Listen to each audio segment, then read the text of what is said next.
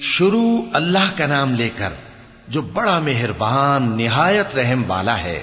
جب آسمان پھٹ جائے گا اور جب تارے جھڑ پڑیں گے اور جب سمندر ابل پڑیں گے اور جب قبریں اکھیڑ دی جائیں گی، تب ہر شخص معلوم کر لے گا کہ اس نے آگے کیا بھیجا تھا اور پیچھے کیا چھوڑا۔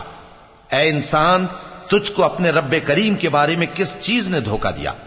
وہی تو ہے جس نے تجھے بنایا، پھر تیرے اعضاء کو درست کیا اور تیری قامت کو معتدل رکھا، جس صورت میں چاہا تجھے جوڑ دیا، مگر افسوس تم لوگ جزا کو جھٹلاتے ہو، حالانکہ تم پر نگہبان مقرر ہیں، یعنی معزز کاتبین۔ جو کچھ تم کرتے ہو وہ اسے جانتے ہیں۔